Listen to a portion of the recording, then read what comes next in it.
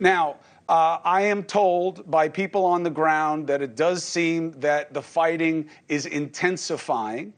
Does that make sense from your understanding, even though I thought the wintertime was supposed to be a slowdown? Well, I think there are a couple of reasons why the Russians may be pushing now. First and foremost is the one-year anniversary. Putin is failing in his mission. I think he wants to be able to demonstrate at the one-year anniversary that they are making some progress. I think that the Russians have a history of fighting in the wintertime, especially if they're out of tracked vehicles and tanks. They just send human waves across. So it makes a lot of sense to me that they would try to fight the combination of their experience in the winter on the ground and this one-year anniversary coming up. Don't think they'll be successful, but it makes sense to me. Well, help me understand. Do you believe that we just grossly overestimated Russian capabilities, or is there something to the idea that they are holding back, that they're not using their harshest and ugliest dirty weapons, they're not using their fighter planes the way they could? What do you believe the explanation is? Well, I think it's probably 80-20 with what you said. 80% that we grossly overestimated their capability, their training, their willingness to fight, their leadership. But it is about 20% that it would appear that he is holding back a considerable amount of forces and capability, primarily because he has tried to keep this as a special military operation, has just recently started calling it a war. But I think Putin realizes that if he tries to conscript the total capability that he could, he's going to put himself and his regime at risk. That's a good point, General. I appreciate that. A big reason that we're going right now, frankly, it's not really about the one-year anniversary. That's somewhat arbitrary, except we thought it would only take a couple of weeks.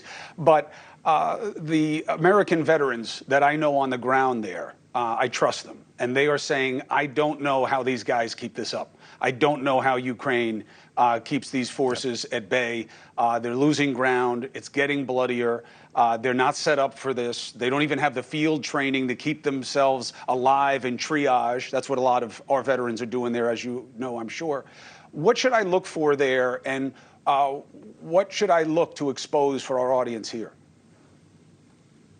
Well, I think what I would hope that you would find is that in many ways, a lot of the media is being stage managed there by the Ukrainians. The Ukrainians, God bless them, I appreciate what they're doing, but they are running a propaganda campaign which doesn't really square with what we're seeing on the ground.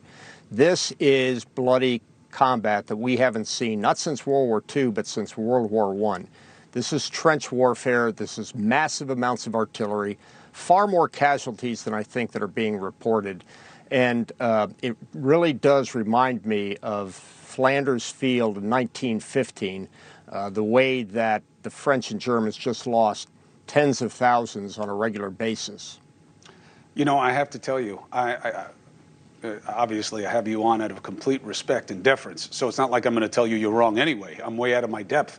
But when I was there in June, July, it didn't seem possible that their casualties could be what they were saying. At that time, we went east into the Donetsk region, which, you know, many people believe culturally is mostly Russian anyway, and that's why Russia, not just because of the contiguous border, but the human factor that was their avenue of access, they thought it would be easy. But it was so destructive. There were so many horror stories. You know, so many of the fighting men on the ground seemed so shell-shocked. And look, I've been to Pakistan, Northwest Frontier Province, Iraq, Afghanistan. I've seen people who were battle-weary. But just the equipment they had, the numbers, it just seemed like there had been so much more loss. Now I'm hearing that again. But I don't understand, why is it bad for Ukraine for us to show the reality that they're very close to getting their ass kicked over there? Well, first of all, I don't think they're about to get their ass kicked, but they certainly are losing a significant amount of casualties, far more that are being reported. I don't think Zelensky believes he can make the sale to the Western world by telling them we're losing. I think what he has to do is tell the Western world that we're giving it our best, and if we get more equipment, we can win this thing.